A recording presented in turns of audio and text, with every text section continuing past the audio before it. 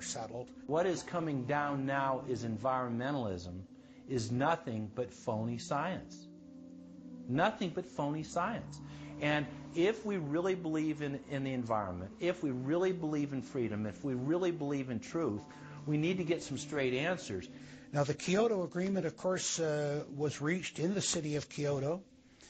And what was interesting was several things came out of that. But the first thing was that not all countries had to participate in Kyoto, but not all had to take action.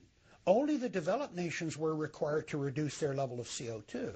The developing nations were excluded.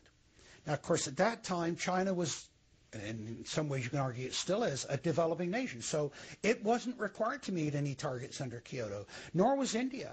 The U.S., of course, held out. And what's interesting is that the U.S. Senate voted 95-0 against the Kyoto Accord, even though Al Gore was the vice president at the time. And lucky for him, he didn't have to cast a deciding vote. But so it was 95-0 against it because the U.S. Senate saw, no, this is a socialist distribution of wealth. This is going to cost jobs and economy, and so they scrapped it completely. We're now told that you have to buy carbon offsets. In other words, if you have sinned by having a carbon footprint and by carbon emissions, you've got to buy a carbon offset, which is usually a scam. Somebody claims to have planted an acre of grass in the third world. It never happened. They take your money and laugh all the way to the bank. But they're telling you that in order to cleanse your guilt, you've got to buy a carbon offset. Talk about carbon polluters. You talk about them. It's my understanding that back in 1997, when you were vice president, Enron's CEO, Ken Lay, was involved in discussions with you at the White House about helping develop this type of policy, this trading scheme. And is that accurate? Is it inaccurate? It's been reported. I don't know, but I met with Ken Lay, as lots of people did, before anybody knew that he was a crook. Right, and clearly you can see why so many of us are concerned about this type of cap-and-trade energy tax that would be literally turning over this country's energy economy. I didn't know him well enough to call him Kenny Boy. Well, but you knew him well enough to help devise this trading scheme, and obviously we know what Enron and these big guys on Wall Street like Goldman Sachs, and I know you've got interest with Goldman Sachs. No. Well, that's been reported. Is that not accurate? No, I wish I did. With executives you're partnered in companies with executives from Goldman Sachs. Well, if you're not. Al Gore has got to be the greatest con artist in modern history.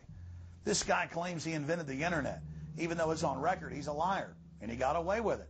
He was the pitchman that successfully sold, as vice president, NAFTA and GATT. That's lowered the standard of living in the United States and Mexico and almost completely deindustrialized our country.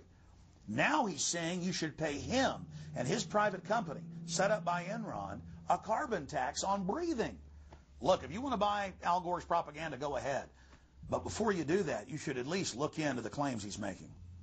There was a meeting in the White House in 1998 between Al Gore and Bill Clinton, Ken Lay, and Lord Brown. Okay, well, who were these people? Well, we know the president, the vice president. Ken Lay, of course, was the president of Enron. And Enron was a major, major player in the carbon credit, carbon trading. And in fact, stood to make an enormous amount of money out of it. And so it was part of I think, part of the collapse of Enron.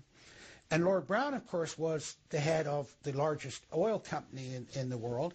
And they were looking to buy into this, as is happening now, where the energy companies are becoming the big promoters of, oh, we got to go green, we got to go to alternate energies, and all of this this stuff. They saw a business opportunity and leapt onto it, and one that would make them look green again.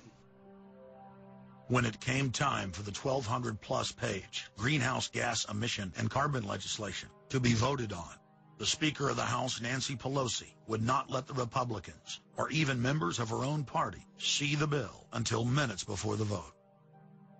Republican Minority Leader John Boehner engaged in a rare House filibuster and read shocking section after shocking section from the legislation.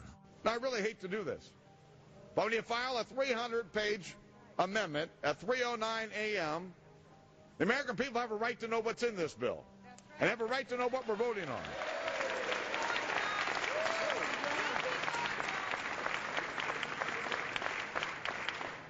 Page 48. Each building code enforcement department receiving a grant under subsection A shall impanel a code administration and enforcement team consisting of at least one full-time building code enforcement officer, a city planner, and a health planner or similar officer. I can take you to Chickasaw, Mercer County in my district. They don't have one full-time person that works for the village, all right, not one. Look at the mandate on every city, village in America right here in this bill. So that we're not only going to tell you what the codes are going to be, but we're going to tell you how many people you need to hire to enforce this. Page 41, determine any geographic area within the contiguous United States that lacks a federal power marketing agency. Because, you know, we can't move power around the country without a federal power marketing agency. We do it today, but now we have to have a new government agency to do this. All California housing standards are now going to be imposed on every American community. You don't have the right to have your own building standards in your community or in your state. Hell no, the federal government's going to tell you what they are. It quickly became clear why Pelosi and the Democratic leadership were desperate to keep the contents of the bill secret before the vote. Now, because of this underlying bill, the federal government will virtually have control over every aspect of lives for the American people. It is time to stand up and say, we get to choose. We choose liberty or we choose tyranny. It's one of the two. The underlying bill represents the tyranny and the intervention of the federal government. It's our choice. What will we choose today? Will we choose liberty or will we choose tyranny?